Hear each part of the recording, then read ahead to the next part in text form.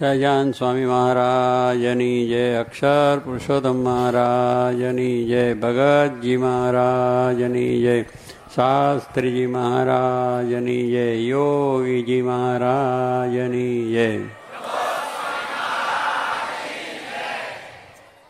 ડબાણની ભૂમિ બધી ખૂબ જ મહાપવિત્ર થયેલી છે. એનો ઇતિહાસ આપ બધાએ સારી રીતે જાણો છો કે મહારાજ અહીંયા બહુ મોટો યજ્ઞ કર્યો હતો.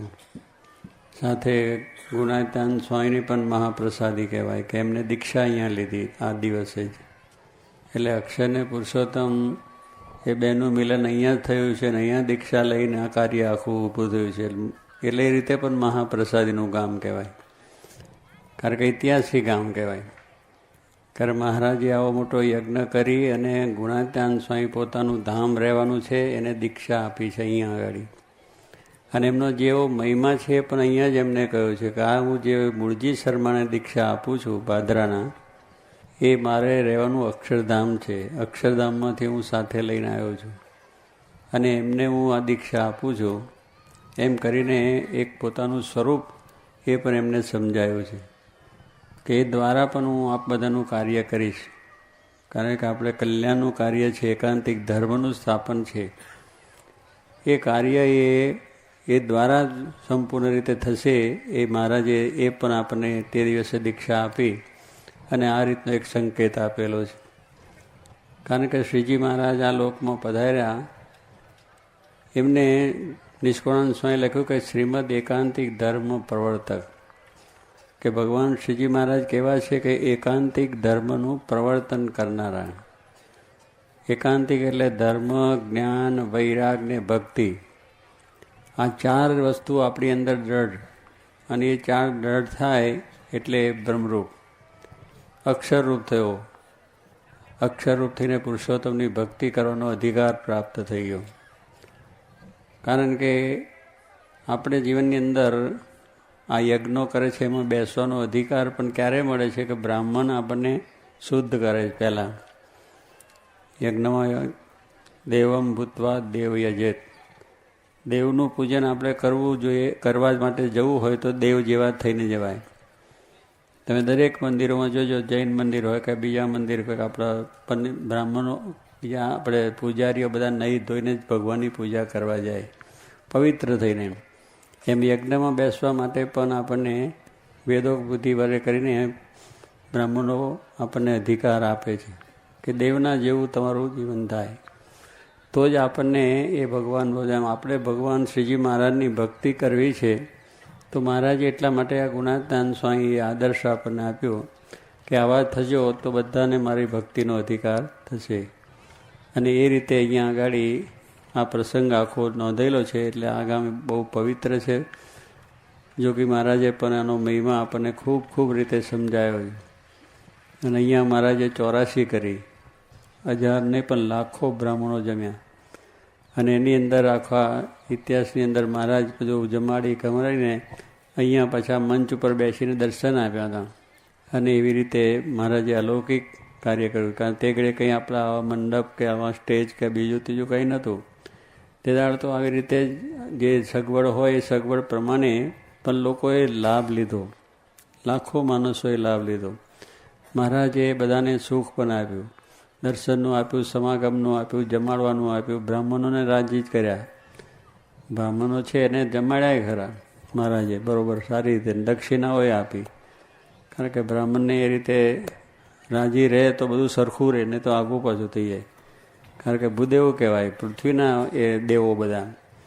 એટલે એમને જેટલા રાજી થાય એટલા માટે તો પહેલેથી બ્રાહ્મણનો મહિમા છે કે ભાઈ આ જમાડી રમાડીને છે ને રાજા મહારાજાઓ કરતા. અને મહારાજે પણ જ્યાં જ્યાં યજ્ઞો કર્યા ત્યાં ખૂબ સારી રીતે એમને જમાડીને દક્ષિણો આપી છે. એટલે અહીંયા પણ એ રીતે મોટો યજ્ઞ થયેલો ને એની અંદર બ્રાહ્મણો જમતા. અને જમવાની અંદર તે દાડા અત્યારે આપણે જે જમાડવાની વ્યવસ્થા છે એવું પણ નહીં. બધા બેસી જાય ને ગાડામાં લાડવા ભરીને બધા 2 જણા બ્રાહ્મણ ખેંચે ને બીજા પીરશે પંગતોની અંદર. એટલે એવી રીતનું પણ કરીને આ યજ્ઞ થયેલો છે.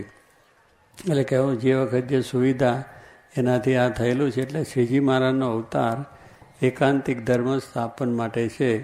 તો એ એકાંતિક ધર્મ એટલે જેવા સત્પુરુષ છે, ગુણાતીત છે, એ પણ એકાંતિક એમનો ધર્મ ધાર્યો છે, એમને પોતે જીવનમાં દ્રઢ કરેલો છે. અને શ્રીજી મહારાજ દ્વારા એટલે એ દ્વારા આ એકાંતિક ધર્મનું પ્રવર્તન ચાલે છે. ત્યાર પછી ભગતજી મહારાજ, શાસ્ત્રી મહારાજ, યોગીજી મહારાજ, એટલે એ કાર્ય કંઈ બંધ નથી રહ્યું શ્રીજી મહારાજનું, એ ચાલુ જ છે. એમની પરંપરાની અંદર આ રીતે આપણે ચાલીએ. અને આપણે દરેક વચનામાં તો જુઓ તો તેમાં ધર્મ, જ્ઞાન, વૈરાગ, ભક્તિ એ બધી વાત એક એક વચનાવટની અંદર આવે છે.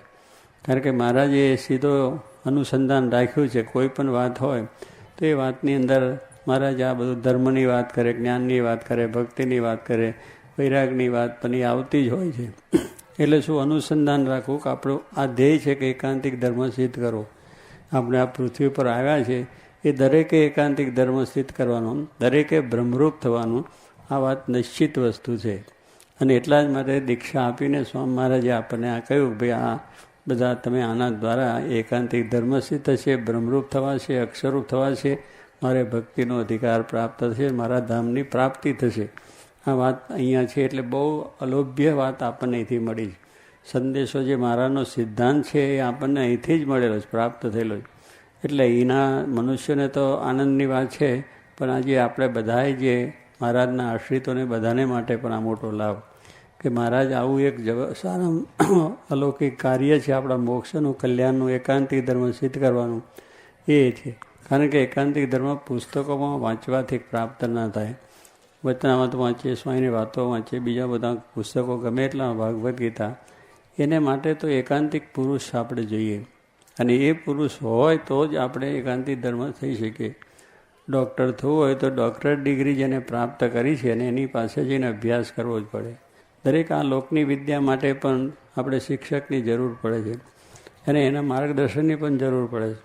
થીસીસો લખે છે બધા સંતો, આપણા બધા, તો એમને પણ એમના માર્ગદર્શન પુરુષો હોય અને એના દ્વારા એ PhD થાય કે જે કંઈ ડિગ્રી પ્રાપ્ત થાય. એટલે દરેક અંદર આની અંદર છે. એટલે ગુરુ વગર જ્ઞાન નહીં, આપણે કહીએ છીએ કે ગુરુ જોઈએ. અને ગુરુ પણ એકાંતિક, કે બ્રહ્મરૂપ, શ્રોત્રિય, બ્રહ્મનિષ્ઠ, આવા પુરુષો આપણે જોઈએ. સામાન્ય ગમે તેનાથી આ વાત થતી નથી પાછી, કે જેને જેનું જ્ઞાન જ ન હોય, કે જે એવી સ્થિતિને પામ્યા ન હોય, એટલે એનાથી આ કંઈ થાય નહીં. જે વસ્તુનો જે જાણતો હોય એને પૂરેપૂરો અનુભવ હોય અને પાછું એના વર્તનમાં, જીવનમાં સિદ્ધ થયેલી વાત હોય તો જ એ વાતથી આપણને આગળ વધી શકાય, આગળ જાય. દરેક કાર્યો વ્યવહારિક, સંસારિક હોય, રાજકીય કે સામાજિક હોય, પણ એને જેને જે વાત સિદ્ધ કરી હોય એ થકી જ મળે. કારણ કે છે આપણે હીરા માણેકની ઝવેરાતની જરૂર છે તો હવે શાક બકાલું વેચાય, ડુંગળીના ગાંઠિયા વેચતા હોય ને ત્યાં જે મને હીરા માણેક આવે તો મળે ખરા? ડુંગળીના ગાંઠિયા જ મળે. અને ડુંગળી પછી ખાઈએ તો અંદર મોઢું ભરે, આંખમાંથી આંસુ નીકળી જાય, નાકમાંથી લીટ નીકળી જાય. એટલું બધું, કારણ કે પછી એ ડુંગળી તો ખાવ એટલે તો ખબર પડે, બધા ગંધાય તો જુદું વાત છે. એટલે એની અંદરથી એવું આવે તો એવા પુરુષ મળી ગયા હોય તો પછી આપણે શું થાય? આપણું મોક્ષ કલ્યાણ થાય? કારણ કે એની પાસે વસ્તુ જ નથી. એની પાસે જે વસ્તુ એવી દુર્ગંધવાળી, કોઈ વ્યસનની ચડાવી દે, કોઈ આપણે ખોટે માર્ગે ચડાવી દે, ખરાબ માર્ગે ચડાવે, જાઓ બચ્ચા તારે દૂરી ચક્કો પંજો આવશે ને એમાં રમત રમાડે.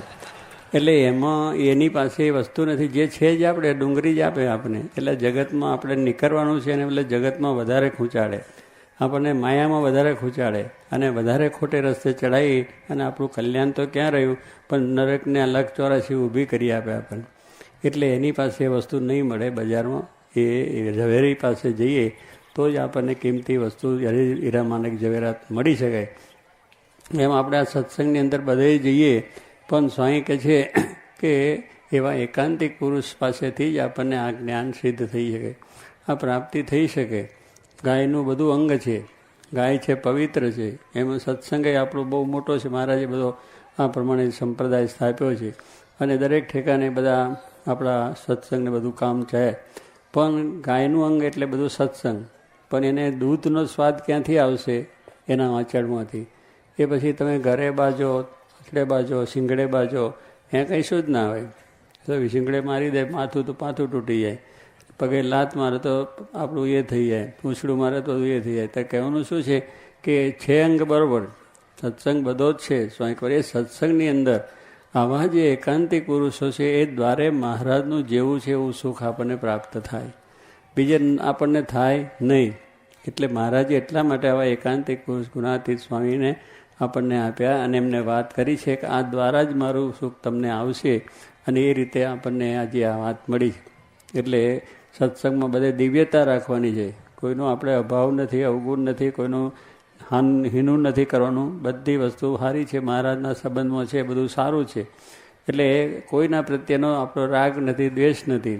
પણ આપણે જ્યારે મોક્ષ અને શાંતિ મેળવવી છે અને ભગવાનનું સુખ મેળવવું છે તો એવા સત્પુરુષ થકી જ મળશે. એ આંચનમાંથી જ આપણને દૂધનો સ્વાદ આવશે. ગાય બધે પૂજાય, શીંગડે પૂજાય, પૂછડે પૂજાય, પગે પૂજાય, શરીરે પૂજાય, બધે એનું પૂજન બધું થાય. એટલે સત્સંગમાં એ રીતે બધે આપણે લાભ લેવાનો, દર્શનને બીજો ત્રીજો. પણ આ જે સમર્પણ છે, માથું છે આપણું આપવું છે, કે જે મોક્ષ આપણો કરવો છે એ સત્પુરુષ પાસે થઈએ.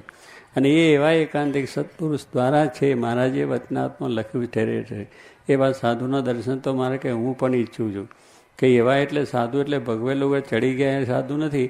આવા એકાંતિક ધર્મ, જ્ઞાન, વૈરાગ, ભક્તિ જેને સિદ્ધ કરી છે, સાક્ષાત સ્થિતિ પ્રાપ્ત કરી છે, એ તો એ ગુણાતીતમાં જોઈએ.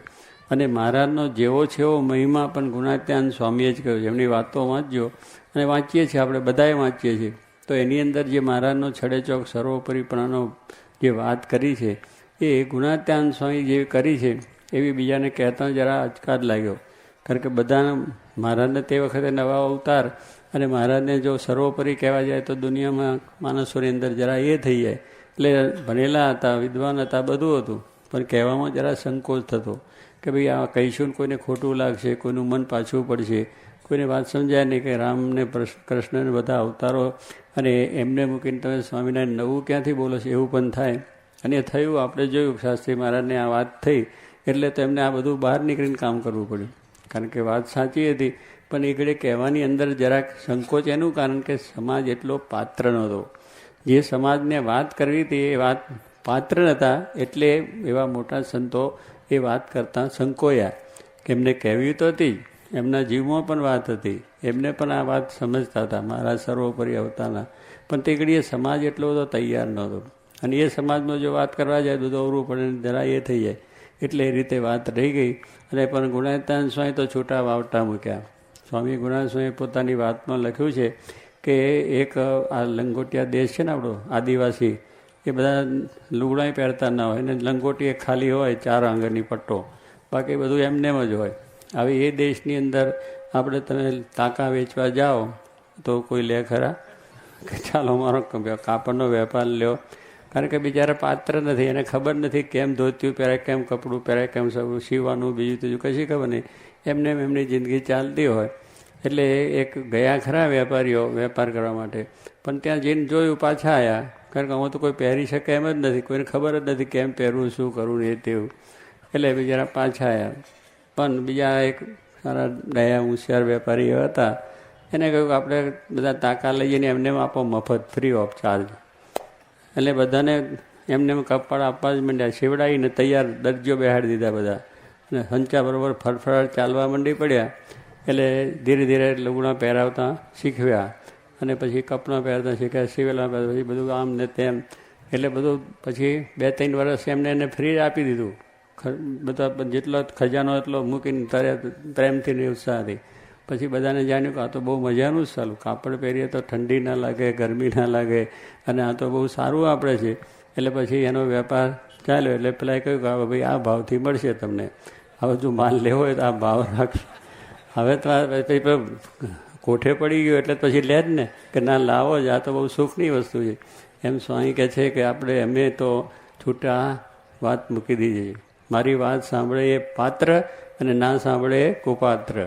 સીધી જ વાત કરી કે આ મહારાજ શ્રીજી મહારાજ જ્યારે આપણા આ પૃથ્વી પર પધાર્યા છે અને એમને એમ એ વાત જતી રહે એ કેમ ચાલે? લોકોને વાત કરવી છે, સમજાશે તો એની તેનું કલ્યાણ થશે. નહીં સમજાય તો બીજા અવતાર. પણ આ શબ્દો પડ્યા છે એ કાર કરશે. સબીજ શબ્દો છે ને, ગુણાતીતના શબ્દો સબીજ કહેવાય. એ કંઈ ખોખું થઈ ગયેલા નથી. આ બીજવાળા શબ્દ અનાજ હોય એ ઉગે, પણ બળી ગયું હોય. આપણે શેકીએ ચણા ઉગે નહીં, પણ શેક્યા વગરના ઉગે. એમ જેને પાત્ર છે એને આ જીવ આ ઉગશે. અને જે નહીં હોય તો નહીં ઉગે. પણ મારી વાત સાંભળે સ્વામી કે પાત્ર એમ કરીને સ્વામીએ શબ્દો નાખ્યા. અને આજે ઠેઠ અમેરિકા એની બધે દુનિયા માત્રમાં પહોંચી ગયા, શબ્દો પહોંચ્યા કે નહીં. કારણ કે સબીજ એટલે સાચી વાત હતી, એ ઉગે જ. એ સબીજ બધું ભૂમિઓ નાખો એ ઉગ્યા વગર રહે જ નહીં, એનાથી ફાયદો થાય છે. એમ આ ગુણાતીત જ્ઞાન એ સબીજ છે. એ કંઈક શેકી નાખેલું નથી કે ના ઉગે એવું નથી કે ના કાર કરે એવું નથી. સ્વામી કે આ તો ખીમિયારાના તીર છે. એટલે તીર હાંસું જ ઉતરી જાય. આમ માર્યું એટલે તરત જ ભીત કોચીને જતું રહે. અહીંયા મારે પિલકુલ નીકળી જાય, ગોરી નીકળે. એમ એવા શબ્દો છે. આ ગુણાતીતના શબ્દો છે એ સ્વામી કહે છે આ બધું આપણામાંથી અજ્ઞાન કાઢી નાખે, સ્વભાવ કાઢી નાખે, વાસના કાઢી નાખે, આપણા દોષ, આપણી બધી વસ્તુ કાઢી નાખે. કારણ ગુણાતીતની વાત અને મહારાજના મહિમાની વાત એની અંદર બીજું કંઈ આવે જ નહીં. એટલે આપણે એ બધાએ તૈયાર એ છે કે સ્વામીની વાતો છે કે મહારાજની વાતો છે એની અંદર આપણું બધું જ અજ્ઞાન જવાનું છે. ભલે આપણે જેવા તેવા છીએ પણ એ સંભાળવાના છે આપણને. આપણે એમના થયા છે તો આપણે સંભાળ લે છે. આપણે પણ એટલું તૈયાર રહેવાનું છે કે આ એકાંતિક ધર્મ સિદ્ધ કરીને જ ભગવાનના ધામમાં જવું છે. મહારાજે પણ વચનામાં કહ્યું કે આપણે એવો સંકલ્પ કરવો કે ઠેઠ અક્ષરધામમાં પહોંચવું છે. બસ બીજે વચ્ચે કાંઈ જવું નથી.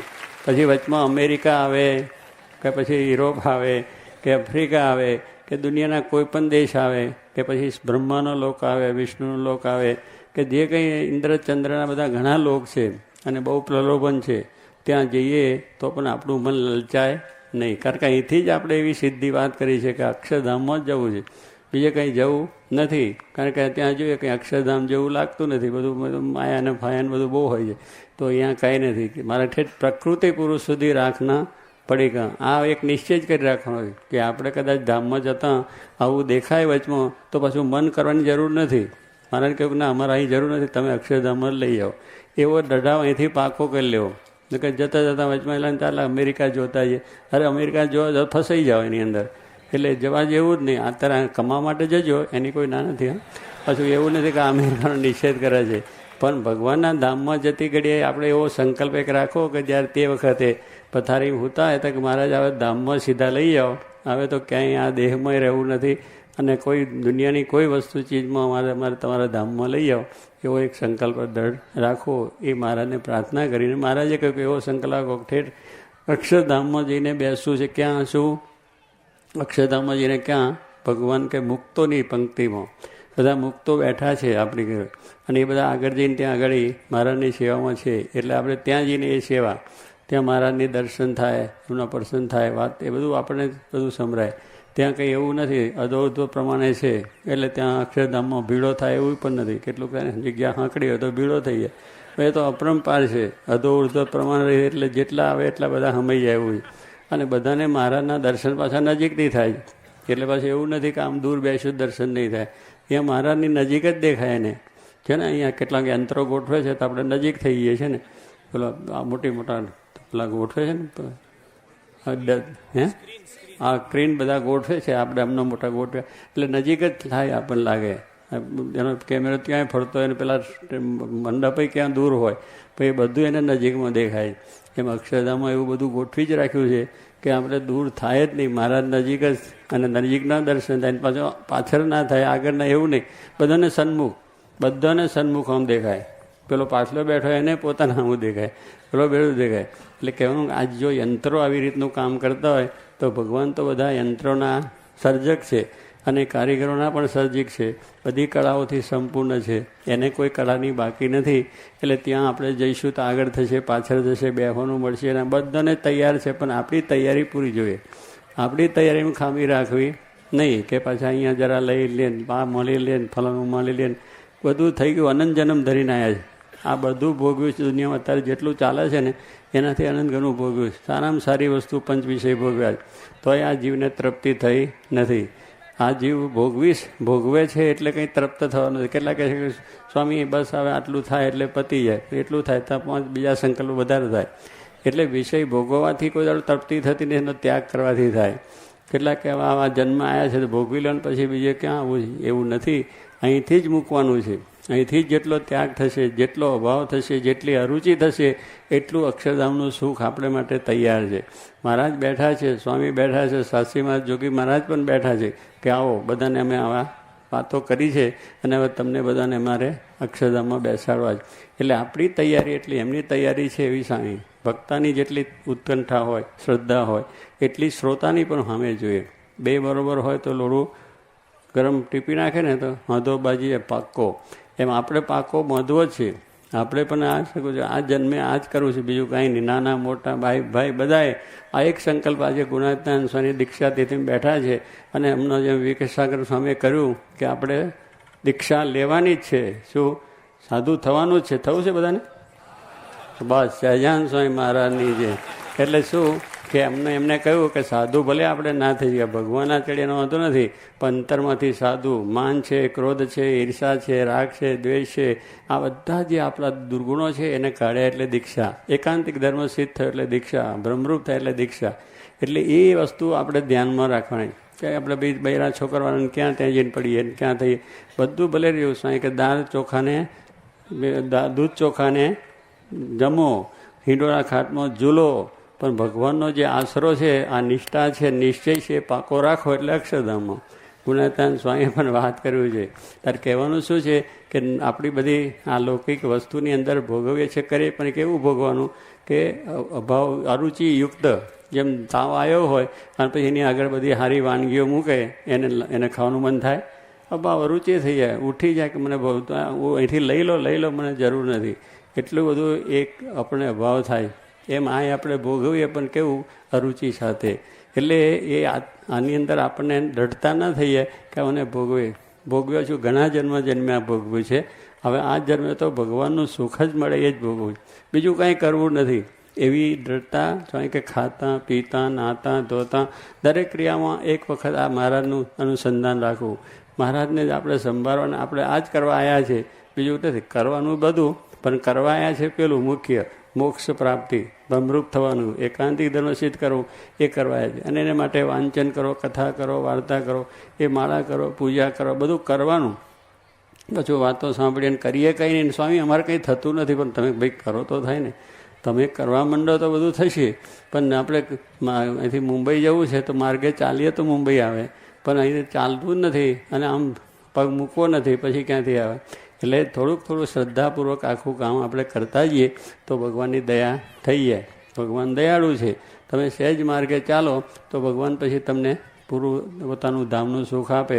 બાળક હોય નાનું છોકરું અને એની મા ત્યાંથી જતા હોય, પણ છોકરું રડ્યા કરે તો મા છે એને લેવા માટે આમ હાથ લાંબો કરે, તો પેલું ઊંચું જ ના થાય. ત્યાંથી પડ્યું હોય તો હાલે નહીં, ચાલે નહીં, પણ એવું કરે પછી એની મા ઉઠા એ ચાલી જાય, પડ્યો રહે. પણ જો એ જરાક લાંબો હાથ આટલો કરે તો મા તરત હાથ લઈને પોતાની કેળમાં લઈ લે કે ના લે. એમ આપણે પણ પછી આવા અમરાયા કરેલો હાપોલી અમરાવે એમ, તો એમાં કંઈ કામ ના થાય. એ તો આપણે ઊંચા થઈને ફેન માણી દેવી કે મહારાજના દર્શન થાય ને સુખ થઈ જાય તો આપણું કામ થઈ જાય છે. એટલે સ્વામી કહે છે આવું સુખ, આવો લાભ મળ્યો છે તો હવે મૂકવો જ નથી. એક વિચાર કે આ વખતે આપણે આ દેહ કરીને એવું જ કરવું છે કે મહારાજની ધામમાં જ બેસી જવું છે અને ભગવાનનું સુખ લેવું છે. છેલ્લો જન્મ કરવો છે, ફરી આ દુનિયામાં આવું નથી. સારી છે આ દુનિયા, કેવી લાગે છે બધાને? અંધકારમય છે અને દુઃખની છે, એવું બધું અનુભવ છે, પણ પેલું મનમાં બધું મૂકી શકાય. આ જ્ઞાન પદશે તો પછી કંઈ વાંધો આવશે? એ બધું અંધકાર થઈ જશે, દુઃખમય થઈ જશે. એટલે માર્ગે ચાલ્યા છો એટલે જરા હાથ ઊંચો કરજો. મહારાજ સ્વામી બધા તમને હાથ પકડી લે છે, ભલે તમને આ બધું છે છતાં જીવમાંથી નીકળી જશે અને આ સુખનો અનુભવ થઈ જશે. અને સુખ્યા મહાસુખ્યા કેવા? આ સુખ્યા છે તો એ તો એવા જ છે, પણ આ તો મહાસુખ્યા એટલે ફરી કોઈ દુઃખ જ આપણના જીવનમાં આવે નહીં. એવી અલૌકિક આપણું આ જ્ઞાન છે, એવી આ વાત છે, એવો મારાનો સિદ્ધાંત છે. અને શાસ્ત્રી મહારાજ, યોગીજી મહારાજ જેવા પુરુષ મળ્યા છે દુનિયામાં નહીં, પણ અનંત બ્રહ્માંડનો મળે. જોગીમાનો મહિમા શાસ્ત્રીમાં જે કહ્યો કે આ જોગી મહારાજ છે એ અનંત કોટી બ્રહ્માંડની અંદર એમના જેવા સાધુ ન મળે, એવા સાધુના દર્શન આપણે, એના આશીર્વાદ આપણને. એને આપણે રમાડ્યા, જમાડ્યા, બેઠા ભેટા કર્યા, કેટલું સુખ એને આપ્યું. તો હવે એ કોઈ મહિમા તો કોણ આપણે સમજીએ કે શાસ્ત્રી મહારાજ જેવા પુરુષે આવો મહિમા કહ્યો. સાક્ષાત જેમ મહારાજે શ્રીજી મહારાજે ગુણાત્યાંશનો મહિમા જેમ કહ્યો એમ શાસ્ત્રી મહારાજ યોગીજી માનો મહિમા. અનંત કોટી બ્રહ્માંડોના જોગી મહારાજ તે હું જોગી મહારાજ હવે એ આપણે વાત એમને કરી છે ને એ પુરુષને આપણે મળ્યા છે, અડ્યા છે, અને શાસ્ત્રી મહારાજના દર્શન પણ કર્યા છે. તો હવે મારી વાત કરવી નહીં. બધા મસાલા નાખીને ટેસ્ટથી જમી લેવાનું, એમાં મોરી વાત નહીં કરવાની. એટલે હવે આપણે ત્યાં જાઓ તો મારું દર્શન કરશે તે તરશે. એટલે આપણે એવો કેફ રહેવો જોઈએ કે મારું તો કલ્યાણ છે બધાનું. તો એટલે ગાંધલાની ડોસી હતી. હવે ગાંધલાની ડોસી બિચારી સાધારણ સ્થિતિની હતી, પણ શ્રીજીમાનો નિશ્ચય પાકો હતો અને એકદમ શ્રીજીમાનો સાક્ષાત ભગવાન છે. મહારાજ એને દર્શન આપ્યા, તને હું તેડવા આવવાનો છું અમુક દિવસે, એ બધી વાત કરી ડોસીએ. પછી એના ધનીને વાત કરી કે જો મને પરમ દિવસે 2 દાડા 5 દાડા પછી મહારાજ આ દિવસે આ ટાઈમે મને તેડવા આવવાના છે. એના ધનીને બહુ શ્રદ્ધા નહોતી. હવે કે ગાડી તું મોકને વાત, તને કંઈ ભગવાન તેડવા આવતા છે? પબેડા જેવી છે, હજુ તો 5 રોટલા ખાઈ જાય છે, 5 લાડુ ખાઈ જાય છે અને ફરે છે આમ ગમગોર જેવી. અને તું પછી પાછી કે મને ધામમાં જવાનું. ધામમાં ગયો તો મને પથારે પડ્યો, ખાવાનું જતું રહ્યું હોય, અનાજ પાણી મૂકી દે તો એ ધામમાં જવાની વાત કરે. માં તો ખાઈને પબેડા જેવી ફરતી હોય ગુમગુમાર, અને કે હું ધામમાં જાણી. પેલો એનો પતિ કહે તું રવા દે, વાત ખોટી, આ દુનિયામાં માણસ જાણશે તો તારો ફજેતો થશે. એટલે પણ પેલી ડોસી કહે જો આ તમે હું કહું છું સાચું ને મહારાજ આવવાના. તે દાડે પછી 5 જે મારાનો ટાઈમ આપ્યો હતો એ ટાઈમ પહેલાં એના ધનીને સવારથી કહ્યું કે જો આજ તું ખેતર જાય છે પણ આજે 10-11 વાગે તો અહીં ઘરે આવજે, અને મહારાજ મને 11 વાગે તેડવા આવવાના છે અને આ પ્રમાણે તું આવજે. પેલો ધનીને તો શ્રદ્ધા નથી. પેલી 2-3 વખત વાત થઈ એટલે થયું, ખેતરમાંથી આવ્યો અને 11 વાગ્યા એટલે એને તો આમ તાવ ચડ્યો, એટલો બધો ત્રાવ, આમ લાલ ગુમ શરીર થઈ ગયું. તલ નાખે તો ફટફટ ફૂટી જાય. પછી એને પથારી પેલાને કહે તું અહીંયા છાન કરા, આપણે પેલું છાન કરે ને નીચે ગાયનું છાન કરીને પથારી કરે, લીપન કરે. એટલે જ્યારે મરવાનું થાય ત્યારે પેલું મર્યા પછી શું એને ઉતારી છે ને ક્યાં બી આને ઉતારવાની, એટલે એ લીપાયું, એની અંદર બધું સા કરાયું. અને પછી ડોસી ઉતરીને એમાં બેઠી પલાઠી વાળીને મારાનું ધ્યાન કરતા. પછી આ મહારાજ મને તેડવા આવ્યા. પેલો જેને કહે જરૂર આ તો ગઈ, મારી ના પાડતો હતો પણ આ તો ગઈ, ચાલી માંડી. કારણ કે હવે તો બધાને શિથિલ થવા માંડ્યા. એટલે બિચારો મત લાગી અને આરતી ઉતારી કે હવે તારો કર્યા તું ગતે ગાલજે, એટલે તારો કર્મને હવે તું ફળ ભોગવજે અને જ્યાં જતું જઈએ. અને મારે હાથે પેલો ડોશી કહે છે એ શું તું બોલે છે? મારા હાથના રોટલા ખાધા છે, મારા ગોરાનું પાણી પીધું છે, મારું તો કલ્યાણ છે, પણ તું જો આવી જાય મારી સાથે તને અક્ષરધામમાં લઈ જાઉં. આ બળની વાત, આ હિંમતની વાત, નિશ્ચયની વાત છે. આ રમત નથી, આ તો થયેલા પ્રસંગોની વાત છે. એટલું આપણે તો બળ રાખવું છે. એક ડોશીને હતું તો આપણે તો મરદ છે બધા, કંઈ આપણે ફોસી છે? આ કંઈ આપણે રોડી રોડના જમૈયો છે આપણે? ત્યાર પછી આપણે એટલે કહેવાનું આવું મહારાજનું બળ ને હિંમત રાખવાની કે જેથી કરીને આપણે કેફ અખંડ રહેવો જોઈએ. એમ આપણે કેટલી વખત મોડા થઈ કે મને સ્વામી આમ થયું, દુઃખ પડ્યું, મારું કંઈ દોર્યું નહીં, સ્વામી મારો આ સંકલ્પ પૂરો કરીને મને આ દુઃખી કરી નાખ્યો. દુઃખી ભગવાન કરવા આવ્યા જ નથી, બધાને અક્ષરધામ આપવા જ આવ્યા છે. માટે એ સંકલ્પ સાથે આપણે આવું સુખ અખંડ લેવાનું છે, ભજન કરવાનું છે, સુખિયા થવાનું છે. તો મહારાજને પ્રાર્થના કરીએ. ભગવાનના બધા ભક્તોને ખૂબ ધન્યવાદ છે કે એમને આ આપણો સમયો કર્યો છે. કારણ કે આ તો સ્વામીએ રમત કરતા વાત થઈ. આ સમયો છે એ રમતમાં થઈ ગયો છે. અમારા અંબાલાલભાઈ ધર્મજવાળા કે સ્વામી આવું આપણે કરીએ કે આ ગુણાસન તિથિ છે ત્યાં ડાબરા ઉત્સવ કરીએ. આ ડાબરા ઉત્સવનો આપણો સમયો એમાંથી જ ગોઠવાઈ ગયો. પહેલાં કંઈ થતા હોય પણ એ તો ઢેબરા લઈને આપણે પેલું કરતા ને બહાર જમવા જતા, એ શું કહેવાય ને પિકનિક તો આપણે ઇંગ્રેજીમાં કહેતા, ઉજાણી કરવા માટે જતા. એટલે ઉજાણી કરવા એ પહેલાં કરતા, એટલે આપણે આ ઉજાણી છે અને ઇંગ્લિશમાં કહેતા પિકનિક છે. કે આપણે કરીએ છીએ ભગવાનને, આપણે દેહને જમાડી, પણ ભગવાનની કથા વાર્તા રૂપી ડાબડા ઉત્સવ પૂરેપૂરો છે. કે આવું જ્ઞાન એ ક્યાંથી મળે? દેહ ભાવ ટળે અને બ્રહ્મભાવ થાય એવી આ ઉજાણી છે, એવો આ સમય છે. તે કહેવાનું એમાંથી આ વાત થતાં થયું. અંબાલાલભાઈએ વાત કરી અને પછી થોડા ભક્તો ભેગા થતા. આ મૂળજીભાઈને, મોતીભાઈને, મણિભાઈને, બીજા બધા ભક્તો છે, પેલા બીજા મોતીભાઈને, મણિભાઈને, બધા એ બધા પછી થયું આવે છે તો આપણે થોડું છાશ ને બાસ કરવું, ઢીબરા જમાડવા. તો અહીં કંઈના ડાબરા ઉત્સવ એટલે ઘરથી જ લઈને આવવાનું, અહીંયા કંઈ હરિભક્તોને ભીડો આપવાનો જ નહીં. પણ એ પ્રમાણે આ ગોઠવાયું અને ધીરે ધીરે પછી વધ્યું. એટલે વધુ પછી 50 કરતાં 100 કરતાં 200 કરતાં અત્યારે 5-10 માણસ હજાર આવી જાય. એટલે કહેવાનું કે બહુ સારું થયું કે આપણે અહીંયા આવે તો હરિભક્તોને બહુ લાંબો ભીડો નહીં અને આપણે પણ બહુ ભીડો નહીં. કેટલી વ્યવસ્થા કરવી પડે એ તે. આ તો કથા વાર્તાનું સુખ લેવાય અને હવના ડાબલા ખોલીને જમીને ભગવાનના દર્શન કરીને પાછા ઘર ભેગા થઈ જાય. એટલે એવો સુગમ સરળ અને સારો ઉત્સવ અને આત્માનું જ્ઞાન પરમાત્માનું જ્ઞાન થાય, સંતના દર્શન થાય, કીર્તન સંભળાય અને હરિભક્તો એકબીજાને મળાય. આવું અલૌકિક સુખ, દિવ્ય સુખ આજે આપણે દીક્ષાતિથિએ પ્રાપ્ત કરી રહ્યા છે. તો એવું ને એવું સુખ કાયમ સર્વને મળે એ મારાને પ્રાર્થના.